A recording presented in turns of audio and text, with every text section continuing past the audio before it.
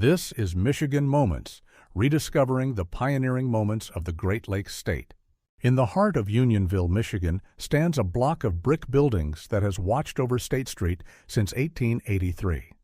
Locals know it as the Coy Block, but few know the man behind the name. John S. Coy wasn't just a businessman. At 17, he enlisted in the Union Army and marched into history with the 24th Michigan Infantry. As a corporal at Gettysburg, he was shot 6 times, twice in the legs, once in the shoulder, and again in the hand. Doctors removed over 50 fragments of bone from his body. He was never the same, but he came home a survivor. In 1868, Coy settled in Unionville.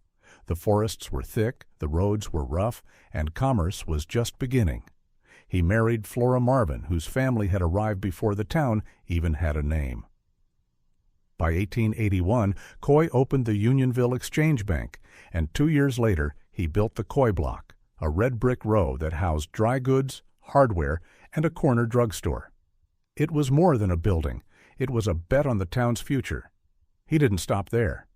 Coy built homes, served as postmaster for 10 years, and helped guide Unionville through its growing pains.